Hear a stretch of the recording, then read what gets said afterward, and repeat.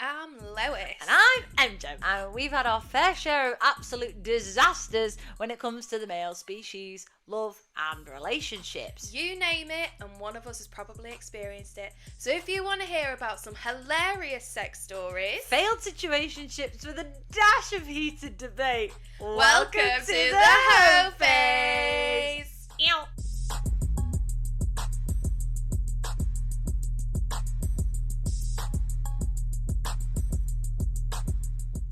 Hi everyone!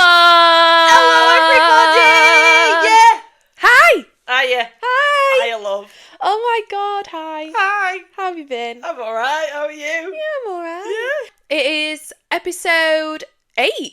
8. Oh my, I had to think. Yeah. Episode 8. Yes. We've been doing this for like 8 solid weeks. Wow.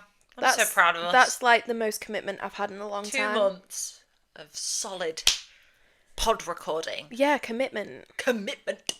Something I'm not used to. You're used to it with other people, though. Just not with men. Just not with men. That's what I was getting at. Oh, right. I see. I didn't get that. I feel like we're on one today.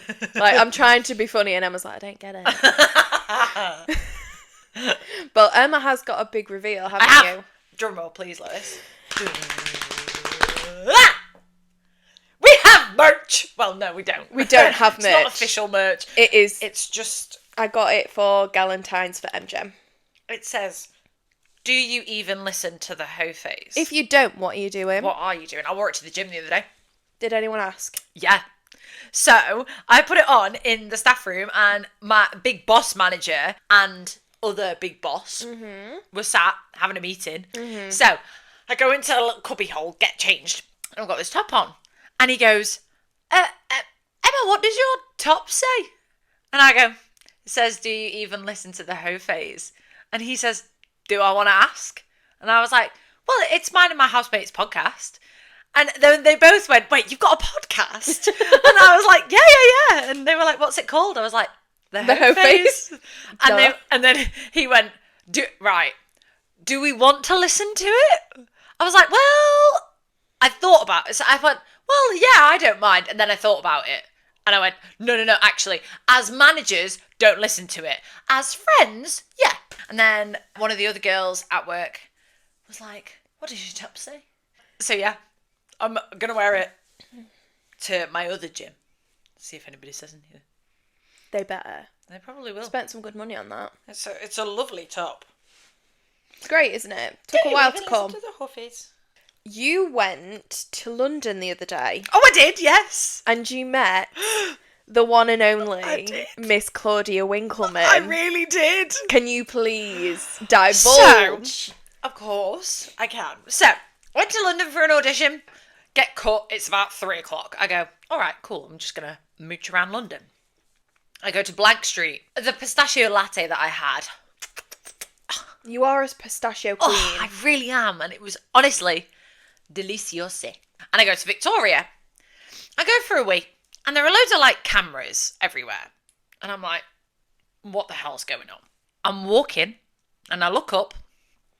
And who is to my right but the iconic Fringe herself, Claudia Winkleman. She's stood on like a platform with a piano on it. So I'm like walking around like, what the fuck is going on? Trying to walk around to get a picture of her. I then realise that she's filming for the season 2 of The Piano, which is a Channel 4 like competition thing. So I'm stood next to this lovely, lovely man who says, oh, I love this TV programme. I was like, I've never watched it. So I don't know what it is. Claudia's doing an interview with the first contestant. And I'm like, oh, I'll stick around. Hopefully might be able to get chatting to her. This guy starts playing the piano. The most beautiful, angelic, operatic voice comes out of this boy. And I was like, cheer me up a little bit. Got a tear to my eye. Then the second guy comes out. He's like a hip-hop pianist. Really fucking cool. Then one of the producers comes over to me and says, You have been caught on one of the cameras. We just need you to sign a consent form to say that we can use the footage that you're in. Yeah. And I was like, yeah, absolutely fine, no problem. So they fill out the thing, take a picture of me. I've got my headphones around my neck. I've got my coat zipped up, backpack on. I'm like, I wasn't prepared. It's do you know giving what I mean? Dora the Explorer.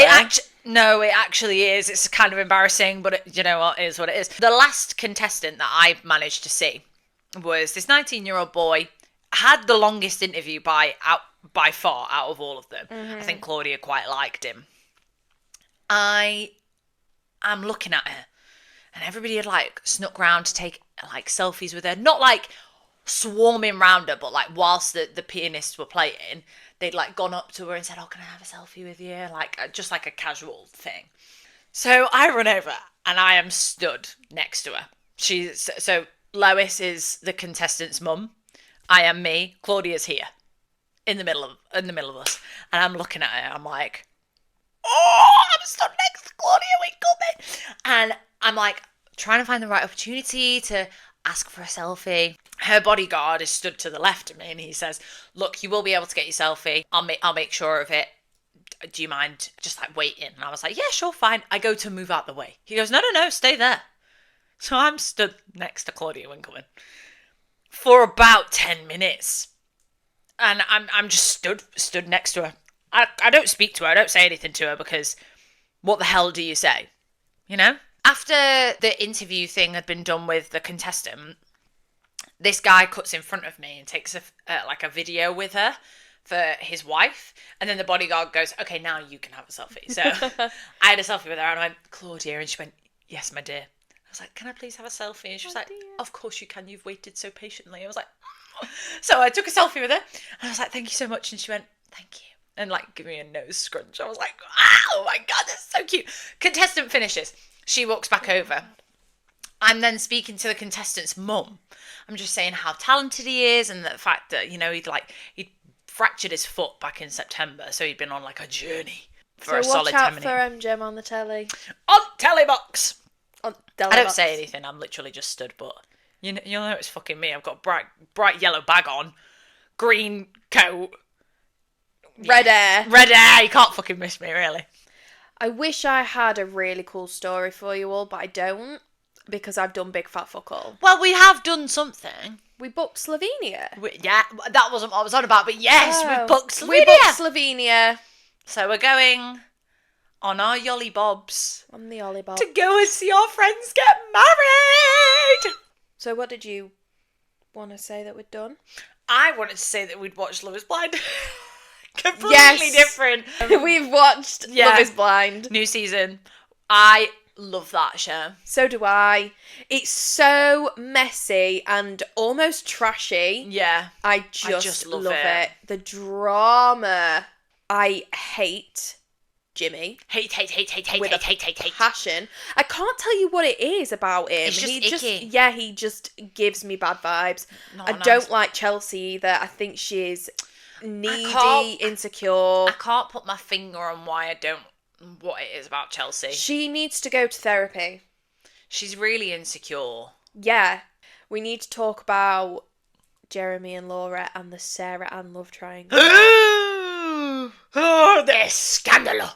So scandalous. Yep. I really loved Jeremy. Me too. I hate him now. I don't know if I hate him because we still don't really know what's happened. From what I've seen on Twitter and things that have come out since the episode aired, Oh. it's not looking good, bruv. Oh no. Mm-mm. Oh shit. Yeah. Shit. I like him. I liked him. Him and Laura were my favourites. Yeah. But it's as soon as he said, "I need to see Sarah Ann, like it's not closed off," I was like, fuck's sake. And Kenneth and Brittany, what the fuck was Kenneth doing? Please? It's a shame. I know. As soon as they got off of the holiday, that was it. The chemistry was gone. He was on his phone, didn't pay her any attention, was so quick to end it. Yeah. And just went on his phone while she was sobbing, got his stuff and left. Yeah. Not cool. He's 25 though, isn't he? So, well, he was 25 at the time of filming. Yeah. and I think she was a bit older. Yeah, I think she was like 28. Going for younger people, 9 times out of 10, it doesn't work out because they don't have the emotional maturity that you're looking for. No. And it's always the younger men on these shows. I say younger because they're like 25 and they're going on the show to get married. Like, great. But then when it comes to the actual reality of getting married, they don't do it. The idea of them being on television is more ideal to them than actually meeting a woman and getting married. For Ken though, he's a high school principal, so I genuinely think that he just got off the plane and went back into, oh, this is my reality, not thinking about the fact that he's got somebody else to attend to. And I think that's where it went wrong. Yeah. I don't necessarily think he wasn't ready for it, because I actually genuinely think he was. Yeah. But I think he... Reality hit him hard in the face when he got back. And he was like, maybe I just can't do this right now. Yeah, I'm not ready for it right now.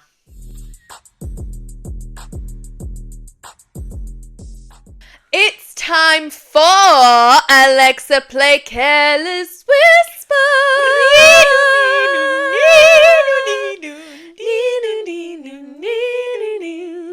This week's Alexa Play Careless Whisper topic is sex in public places. Ah, yes. Just disclaimer before we carry on. Having sex in public is illegal. Is it? Yeah. So, we are not saying you should do it. However, this is just our opinion on the act being performed out in the open. I've never done it like Out in the open. Out in the open. Yeah. And never... Oh, no, I have done it in broad daylight. That's such a lie.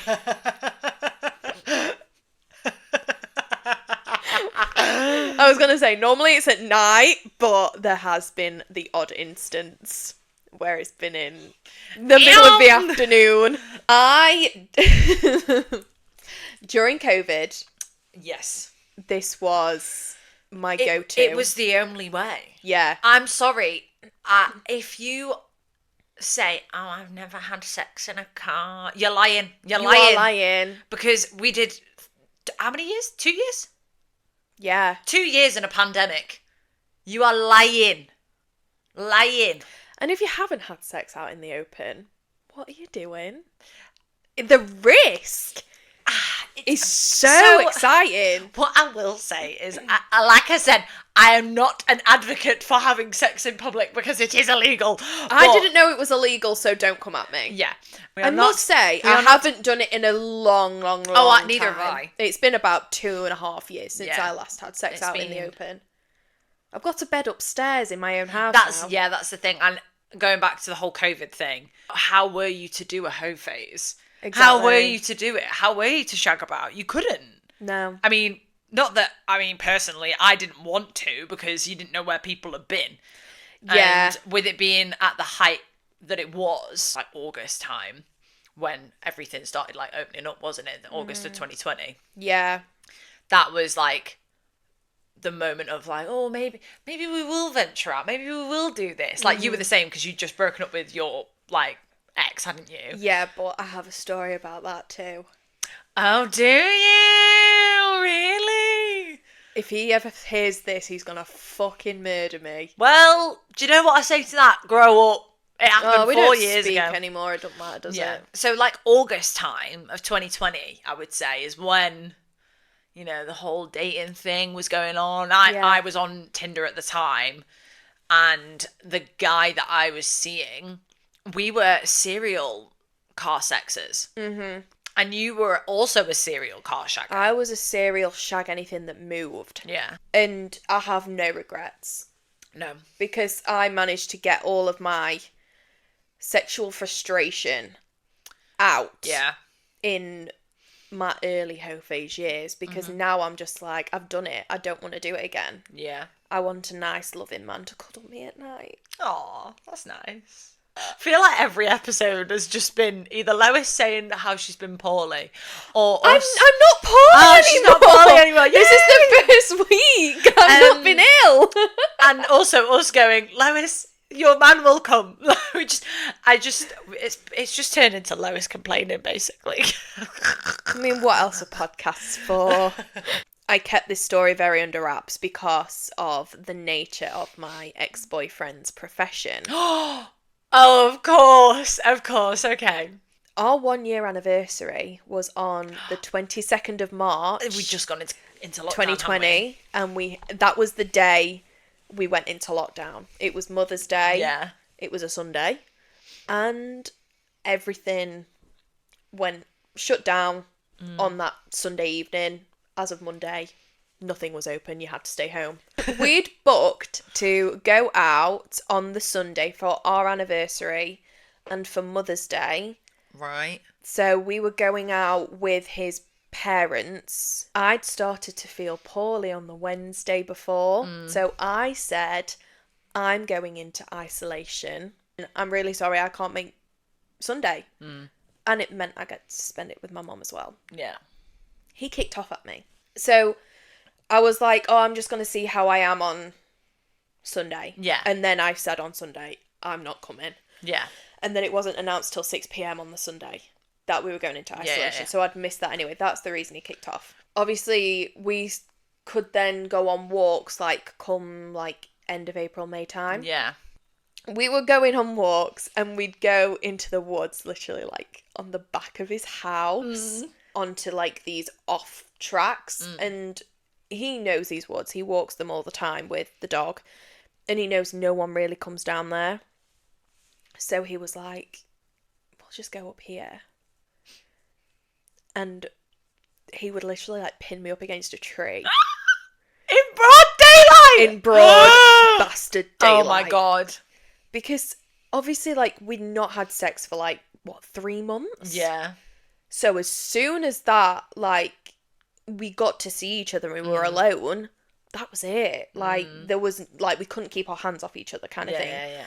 But it was weird the first meeting after not seeing him in person for 3 months. I didn't know how to act. It was like I was meeting him all over again. Yeah. It was really strange.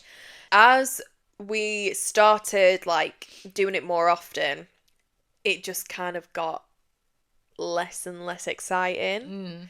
Because at first I was like, oh my God, I'm having sex in the woods. And there was one time we had sex in my car literally 2 meters away from his house. So that was all exciting until it wore off. And then obviously the whole I want to go on a break. Oh, yeah. And I was like, I want to go on a break for 3 weeks. For exactly 3. He went, I think we should have a break for 3 weeks, but we can see other people. And I was like, what? Turns out it's because he was actually seeing somebody else. So after a week and a half, I ended it. Yeah. So yeah, and they're still together. It's a pivotal point in my Hoe Phase. It is. Yeah. That was your experience in having sex in the woods. Yes, it was. My first experience of having sex in the woods. So the first time I had sex in public was with the guy whom I'd hooked up with. And he picked me up from your house. Do you remember? Yes. So oh my God, I really had to think there. Yeah, so I'd been out in Sheffield. Yes. And I'd gone to Lois's house because I was staying with you at the time, wasn't I? You were. And he was purely taking me back to my house. He had his friend in car. Yeah. Dropped his friend off and then took me to my house. And then it was like, right, okay, see you later. And then we kissed for the first time, and then we were like, right, that's it. We've got to fucking go find somewhere. Neither of us had ever had sex in a car, ever. I thought you were about to say neither of us have ever had sex, and I was like, that's a lie. Yeah, so we both went and found this spot, had started performing the act in the car. I get on top of him in the driver's seat, and my arse hits the car horn. It's 3 a.m. in the morning, might I add. Oh my goodness. So I honk the horn at 3 a.m. and we're like, right, let's get in the back. So we're getting in the back. And when I tell you that I really wish it wasn't illegal, because sex in the car. It's a sleigh. Was you the person who told me to roll the seat down? Yeah. Yeah. That worked yeah. wonders for me. That changed the game. It does. So, that happened with him. Me and current Bruno have also had sex in the car. Bear in mind, we've been together whilst there's no excuse as to why we had sex in the car. We just... You have never told me this. Bruno just went, I really want to have sex in a car. I was like, okay, let's go do it then. Where did you go? We went round the corner from my house. I think you might have texted me actually, being like, I know you definitely did know about it, because you texted me being like, what? Why are you and Bruno parked up? Like, what are you doing? Yes, no. Yeah. But you text me back saying we were just having a chat. Yeah. Lol. She was shagging. We were shagging. We shagged in the car. That's so funny. Like literally 18 months into our relationship. What a sleigh. Hilarious. So yeah. Both done it. Yeah. It's fun. It is fun, but Illegal. For legal purposes, don't do it. So that was Alexa Play Careless Whisper. Yeah. So basically, it's illegal, but fun. It's like most things that are illegal, actually. Yes, definitely. Don't do drugs. Drink alcohol and have sex in the woods. That's my advice. Slay.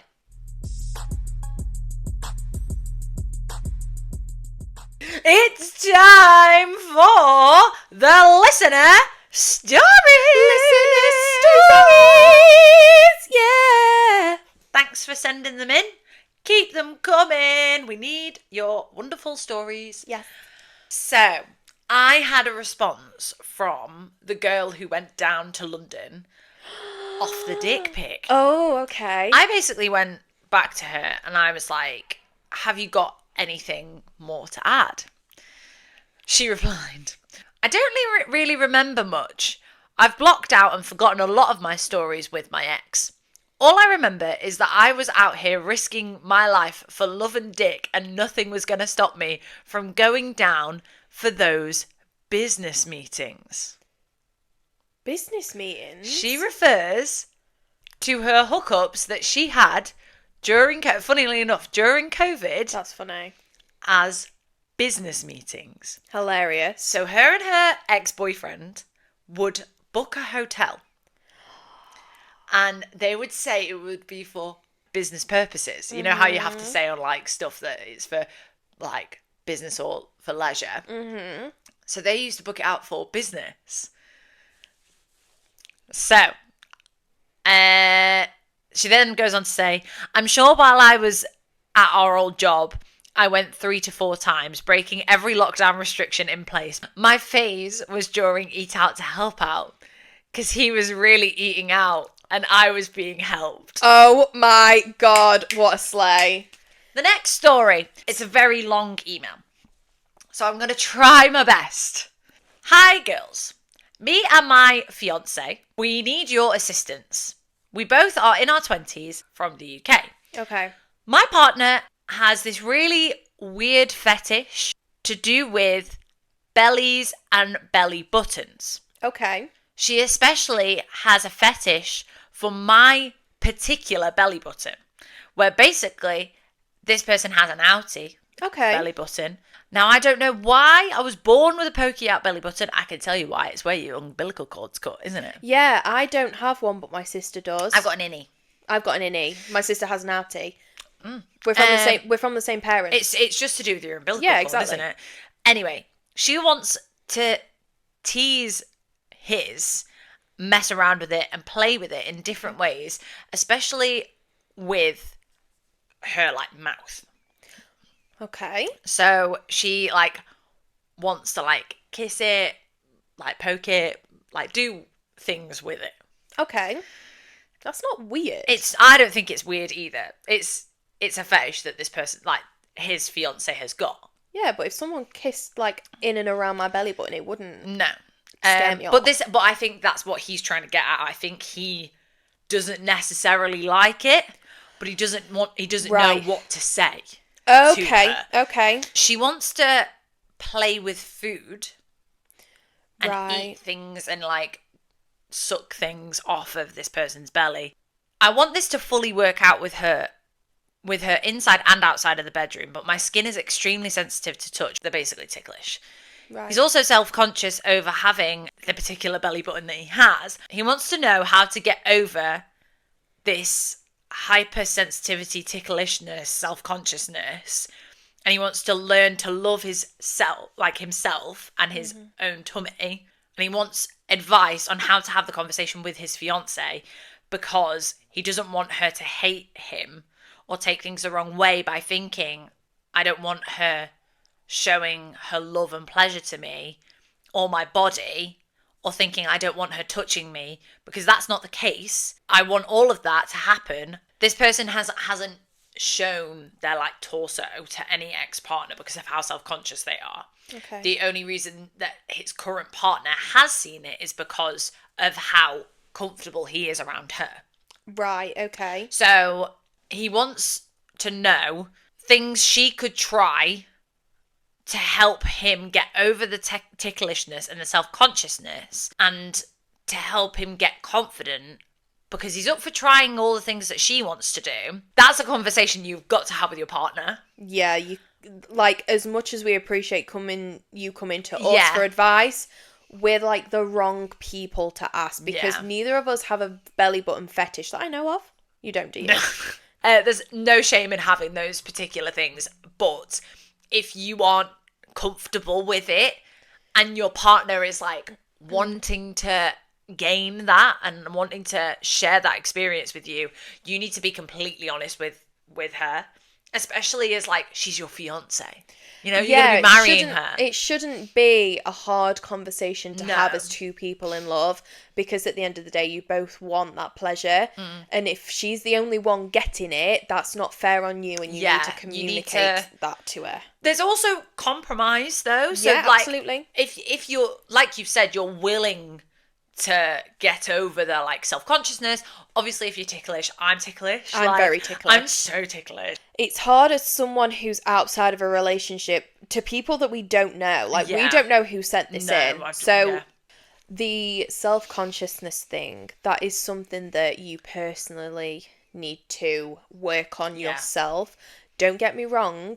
We all have insecurities. I'm insecure about a lot of things, but I would never let that stop me. I'm very insecure about my stomach. I don't mind telling people, but I'm very insecure about my stomach, and I get worried when performing the act that my rolls are on show, that like when I'm on top with somebody, like it's gonna be jiggling. Especially people because don't care. Especially because you're not with someone. Do you know what I mean? Like you like with your ex, like Kevin, like the latest Kevin. Yes, you weren't official, like, so you've not gained that trust with each other. Absolutely, but he never failed to mention that I looked beautiful. Yeah, and like, for example, with me and my Bruno, we've had some things that we've had to get over, like his insecurities, my insecurities. Like, there's a compromise element to it. Yeah. Yes, you don't like it, but if you're willing to work through it, 100% do. And, you know, she could even help you get over it. The next story. I was with Kevin for 2.5 years. We had a flat in Sheffield together and a cat who he hated. Oh. And he would also make comments about how my mum and sister were better looking than me all the time. Wait, he made comments about that? Pardon? Weird. I don't know how to feel. Carry on. I don't know how to feel Yeah, about that. that's weird. Anyway, my mum became quite poorly and had to have an operation.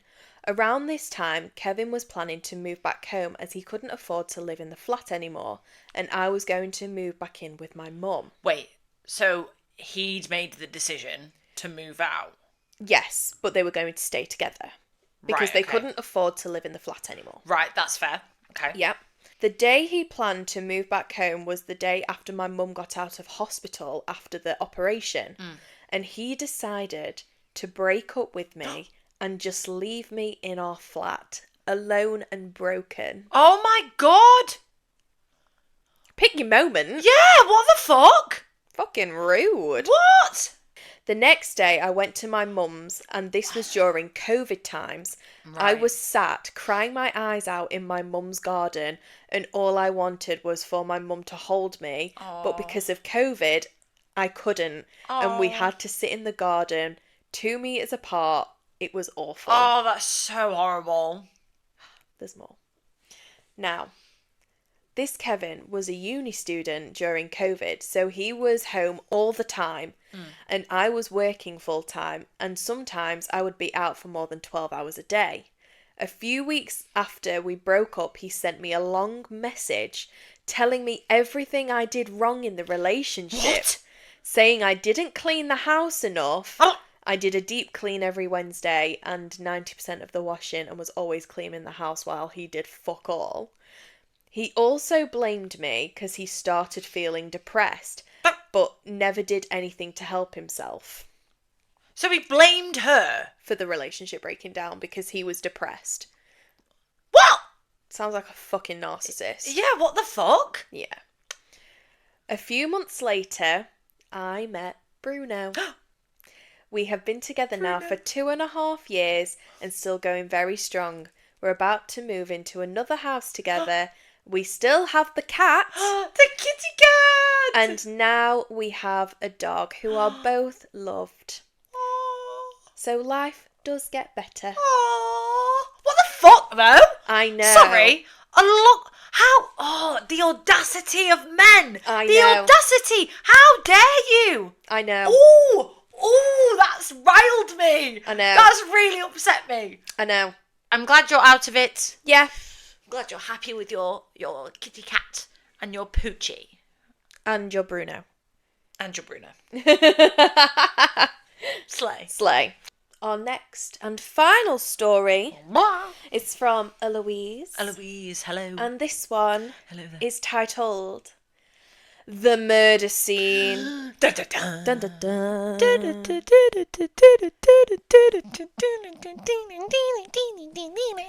Oh, peep my hair clip, by the way. Ghost face. Ghost face. She's a ghost face girly. Slay. So, I was in my second year of uni, still living in uni accommodation, happily in my Hoe Phase, inviting people round and doing the act. Anyway, I matched with this guy on Tinder who we shall call Bruno. Hiya, Bruno. Hi, Bruno. Hiya. We were chatting away and he said he wanted to meet me. He had to travel from somewhere to Manchester, can't remember where from, but he was willing to do the travel and I told him he could stay the night. Clearly I was delusional, saying he could stay on the first meet. Yeah. I don't advise that, but... I've done it, it's fine. Bruno walked from the train station to my accommodation and I met up with him.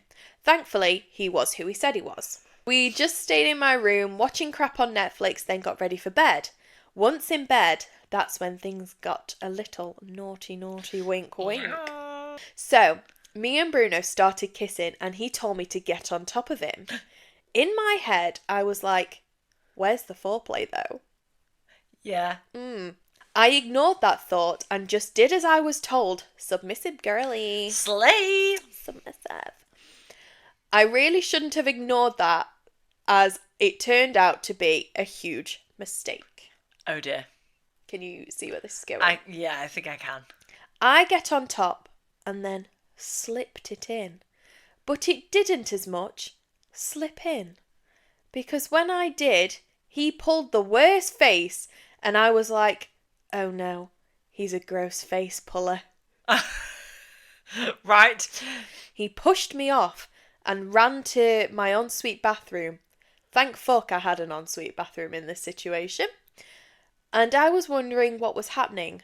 I looked down and I had blood coming out of me. Not a lot, but it got onto my white sheet. I panicked thinking I had come on and he'd noticed and was grossed out by it. I shouted to him asking if he was okay. Bruno then said he'll be just a few minutes. I tidied myself up as much as I could without a bathroom and got dressed. He came out of the bathroom and went, I'm sorry, but is there something we can clean your bathroom with? I had no idea what I'd walked into, but it looked like a full-on murder scene in my shower. What the fuck had happened? I don't know. Blood was everywhere. I was gobsmacked and wondered what the fuck he had done. Yeah. Turns out, when he had entered me, it was too dry and not open enough, so I literally ended up snapping his banjo. Oh my god! I've never heard that happen before. You've never heard of someone snapping the banjo? No. I've heard of them snapping the banjo, but... From dry sex. From dry sex. A dry and vagine. Also, there being blood attached to it. What, the banjo? When the banjo snaps, it literally pours out blood. Ah! I didn't know that! Oh my god. Learn something new every day. Ah! Dry vagine. New fear unlocked. New fear. This is why foreplay is Foreplay is important. And there he was, bless him, trying to clean up the never-ending blood. Oh my god. Whilst in it's making me feel agony. Weird. Oh. Yep. Brr. We cleaned it up and eventually his bleeding stopped, but he was in so much pain. Ugh. I told him we should go to A&E, but he insisted on not going. So I gave him some painkillers and we got back into bed, and I was so scared to touch him in case I hurt him again. Oh. The next morning, he was still in so much pain but refusing to go to the hospital. We went on a walk around where I live for about 2 hours, and how he did it, I don't know, as he literally had a torn penis. Oh my god. He left after that and ended up going to the hospital near him. He gave me an update and was told not to do anything and to just let it heal.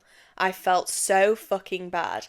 He actually wanted to see me again and liked me even after all of that. Oh, wow. But I said I didn't want to and ended it. Fair.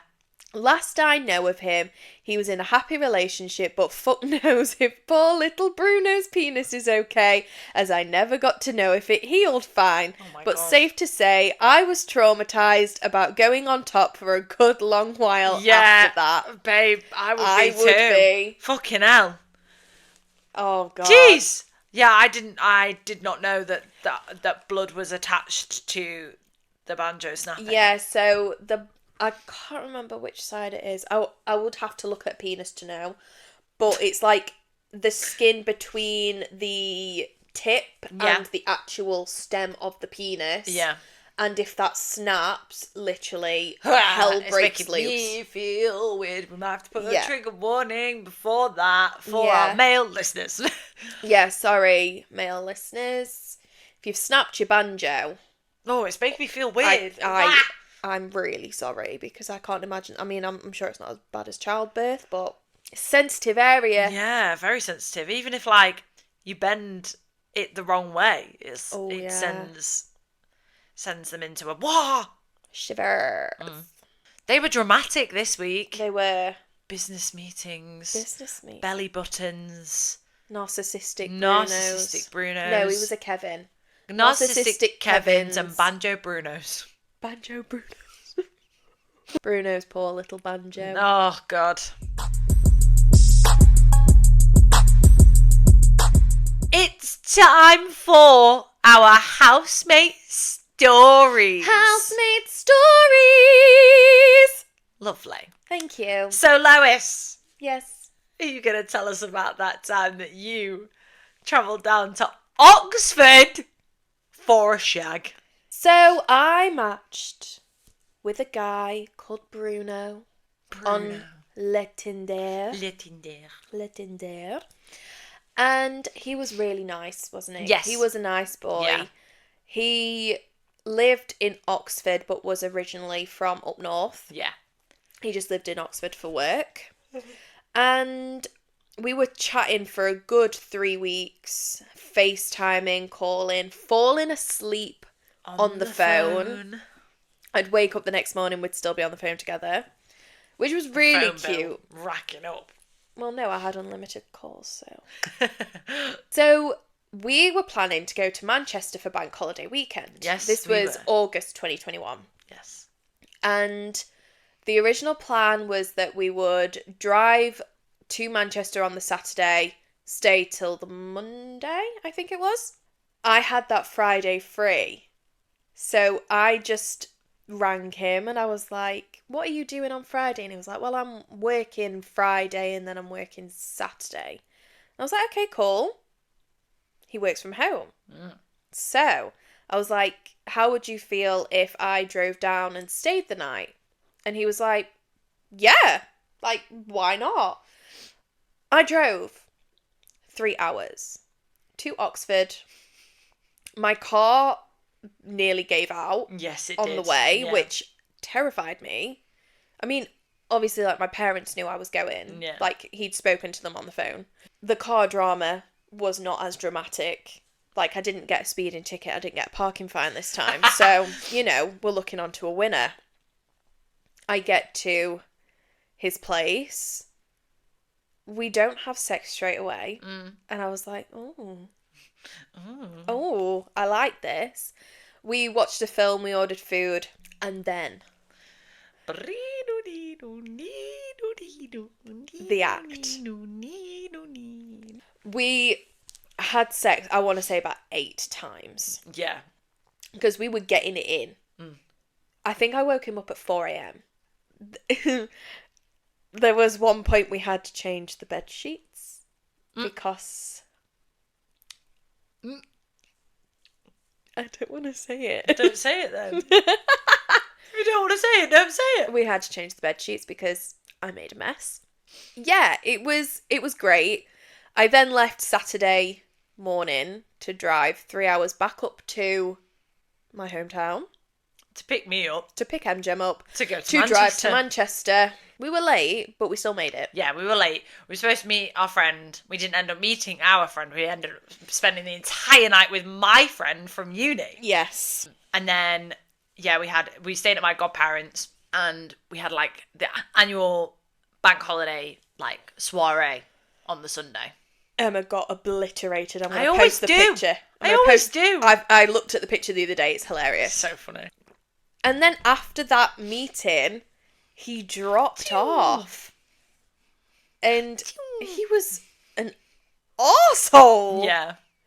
He was really, really weird with me. Yeah. So I just was like, look, this is not going to work. Yeah. I mean, we still follow each other on Instagram. We don't talk, though. No. No bad blood. All's fine. Yeah, that was my story.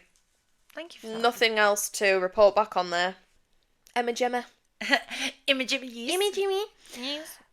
Please tell us. Please divulge. Divulge. About Deep dive. Rag Race. Rag race. At my university, we had like a bar crawl that happened every single year. The university was kind of famous for doing it, and it's called Rag Race. It's for a charity, and you basically did a pub crawl starting at literally 7 a.m. at the Bognor Student Union, and you would then do a bar crawl around Bognor. Okay. This particular year was my second year. I was working it. This particular rag race as well, it also snowed. What? Yep, it snowed. So What time of year is this? March. So Interesting. it snowed, and it never snowed. Like Bognor's a seaside town, and it doesn't normally snow in seaside towns. So the fact that it was snowing and it was sticking was a problem. Yeah. Because I lived in Chichester at this point. I'd bumped into my ex. Now, do you remember the story that I told you where I broke up with somebody over the phone? And it didn't end well? Yeah. That was this ex. Ah. So I saw him at the bar, and he kept trying to come up to me for me to serve him. And I had to turn to my manager at one point and go, look, my ex is pestering me. He's trying to get my attention. I don't want to speak to him. Can you take him off my hands? My manager, being the great person that he was like, yeah, sure, fine, I've got you back. By the time we get out, he's gone. By the time I also get out, 3 out of my 5 housemates had also gone home because of the snow. Right. Because it was becoming quite heavy, and the trains were cancelling between Bognor and Chichester, and we hadn't organised means to stay anywhere else. We're partying in Sheiks, getting our party on, and I text my friends asking them where they were, and they were like, oh, we've gone back to Emily's house, come back with us. And I was like, okay, fine. My 2 housemates that I was with, along with my 3 friends from work, 2 housemates, they were on FaceTime to one of our other housemates. We'll call her Louise. Now, me and Louise, we did not get on. We'd had a big argument, and yeah, it was very turbulent. Like, we were not good. My housemate's on FaceTime to Louise, and my housemate goes, "Oh, EmJem, say hi to Louise." Turns the phone to me, and it's my ex-boyfriend on the phone. Nice. And I'm like stood there in sheets, and I look at my other housemate, and I'm like, "What the fuck?" And she's like, "Oh, I need another name." She's like, Emily, turn it round. So Emily's like, shit. These 2 both knew that my ex-boyfriend was shagging my housemate. I saw this, turned to my friends, and I was like, I'm going home. And they were like, you can't get home. And I was like, I will fucking work it out. I'm then on the phone to my girls. I am sobbing. I'm absolutely obliterated. And I'm uncontrollably sobbing, walking to my friend's house. And they all got really worried about me at one point, because it took me an hour and a half to get to my friend's house, who lived 20 minutes away. But I was just walking round and round and round in circles on FaceTime to my other friend, just saying how, like, I couldn't believe the fact that my housemate had the audacity to be shagging my ex-boyfriend. Yeah. So I then get to my friend's house. I'm sobbing on all of them. I then go for a disco nap. I wake up from said disco nap. I ring my mum. Tell my mum. I'm like, Mum, Kevin is at my house with Louise. And she is like, you are fucking joking me. And I'm like, no. She was like, that's it, I'm coming down. This woman went, I will come down tomorrow and I will pick you up. And we will go back to your house and we will give her a piece of our mind. Good. And I was like, and my mum has never, ever done that. No. Ever. I tell the girls and they're like, right, let's get you dolled up. Let's go back out for the rest of, like, Rag Race. Let's do it. It just wasn't fun. Like, Yeah. you know, because I couldn't go back to my house because he was there. At like 9 a.m. the next morning, Mum rings me. I'm outside him. Me, and I think we ended up taking a couple of the girls back to Chichester. The snow had, like, gone by this point, by the way. Like, it just didn't exist. I'm texting my other housemate saying, I am on my way back. He better be gone. Because if he's not, all hell will break loose. Because Amanda Southworth is coming. And they were all like, shit. And I was like, yeah, shit. So we get home. And he had gone by this point. But my housemates, apart from Louise, had also evacuated the house. Understandably. Yeah, so they've gone. So it was me, my mum, and Louise. My mum shouts upstairs, is he here? And Louise went, no, he's gone. She went, good. So then she sat down in the living room. And I can't really remember the conversation that me and Louise had. All I know is that she had a hickey on her neck. And she was trying to tell me that they didn't have sex. The audacity. This then escalated, expanded into a whole thing about the fact that they'd always had feelings for each other and he basically used me to get to her and all this bullshit. What? And basically, again, my other housemate was kind of like the scapegoat in the whole situation. She knew everything that was going on, but wasn't telling me to protect me in this situation. We then went for a Nando's and I caught my housemate texting Louise, babe, what's going on? And she said, Louise has gone home for the weekend, but she's stopping at Kevin's. And I was like, pardon? She basically had gone to meet him in London because he worked in London. They were then going back to where he lived, in between her going back up north where she was from. And I went, I'm going to ring her right now and see what she does. And I'm like, look, I just want to, like, hash out everything that we've had. Like, if you've got anything to tell me now. Like, are you still seeing him? And she went, no. And I went, okay, you're being 100% honest with me. She was like, yes, I am. I was like, okay, fine. Have a safe journey home. We'll see you when you get back. I then ring my ex-boyfriend. Mm-hmm. And I go, I just want to talk about what happened at Rag Race, really. Like, how you thought it was really appropriate to sleep with Louise. And he goes, I didn't sleep with her. We didn't sleep with each other. I was like, she had a hickey on her neck, Kevin. I'm not fucking stupid. You had sex with her. And am I right in thinking that you're with her right now? And he was like, I was like, I'm not stupid. I'm sat next to Emily right now. She's told me everything. I know that you're together. And I hear Louise go, shit. And I go, I'm not fucking stupid. If you want to date each other, that's fine. But don't go behind my back. Hang up. She then comes back. She pours her entire heart out to me. Says, I didn't know how to tell you. And I was like, I don't want to hear it. If you'd have just come to me and said, I fancy Kevin. And I think he fancies me too. And I want to get with him. I would have gone, do you know what? Yeah, that's fine. Because I broke up with him. Mm-hmm. You can do what you want. Yeah. But no, you decided to go behind my back whilst we're living under the same roof. Grow the fuck up. I then said to them, I was like, I don't care what you do what you want, but keep me out of it. And he doesn't come to this house. Mm-hmm. You go see him, but he does not come anywhere near the vicinity of me. Yeah. Because that's not fair. And she was like, yeah, that's fair enough. They date for a week, a singular week. And she goes, we've called it off. We realised that it wasn't working. So, you're telling me that you ruined my rag race. You ruined my rag race. So, that was my last rag race as well. Fuming. So now on to our next and final section of the podcast.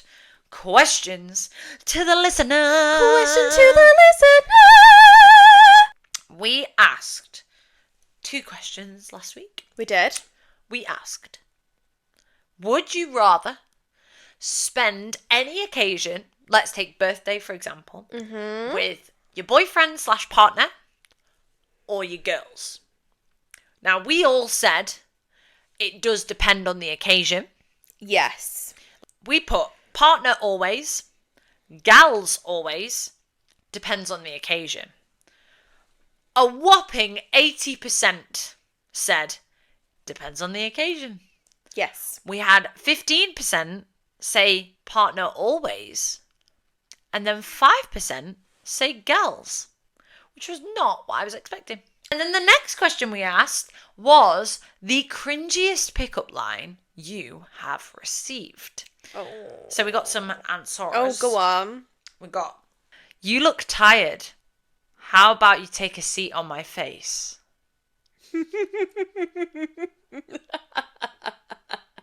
That'd work on me. Did it hurt when you fell from heaven? Yes. Sup, baby?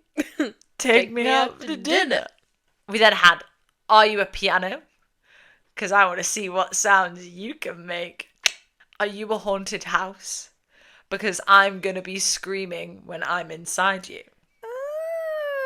Okay. That was kind of clever. I'm not cringing at these. Your body has 206 bones. You want one more? Yes, I do. Come to me, papi. Come to papi. You're a 9 out of 10. Yeah. Because I'm the one you need. Oh, Riz. And my personal favourite. Are you a sunset? Because I'd love to watch you go down tonight. Oh! Thank you for the responses. Yeah, they were great. The questions for this week Ooh. are... Hit me. Would you rather, on a date, go for dinner and drinks or do an activity? Activity all the way. Yes. See, I love an activity date. Mini golf is great because you can actually do mini golf with drinks. Yeah. I'm a dinner and drinks girly. Yeah, I am a dinner and drinks girly. However, first date vibes, Yeah. I would prefer an activity. Yeah, I'm the same. Ice-breaking vibes. So. And then the other question is long-distance relationship. Yeah. How are we feeling about it? Like, do we think they work? Would we want to take part in a long distance relationship if we needed to. Long distance relationships. How do we feel? How do we feel? And that is that, ladies and gentlemen, and all those in between. Thank you so much for listening. We really appreciate all of your stories, your questions, and your ears for listening. Yes. And your eyes for watching. Yes. You know what to do. You do. You gotta follow on the Instagram and the TikTok, which is the.hoephase podcast. The Twitter is thehoephasepod. The email is podcast.thehoephase@gmail.com. Yes, it is. Slay, I got them right. She did. Check me Again. out. Don't forget to slay that day away. And try not cry. Shake that ass. Have sex on a Wednesday up against a tree. Don't snap your banjo. Yeah, don't do that. And go for a business meeting every now and then. Oh, yeah, go for a business You book meeting. that business meeting. Is it for business or pleasure? Bit Both. of both. Paint a picture. We've done a lot of that this week. Yeah. It's a good day. This kitchen is for dancing. Lots of love to our ex-hoes. Or ex-hoes. XOXOXO. Gossip girl. Love you, bye. Love you. Goodbye. Goodbye. Bye, guys. Love you.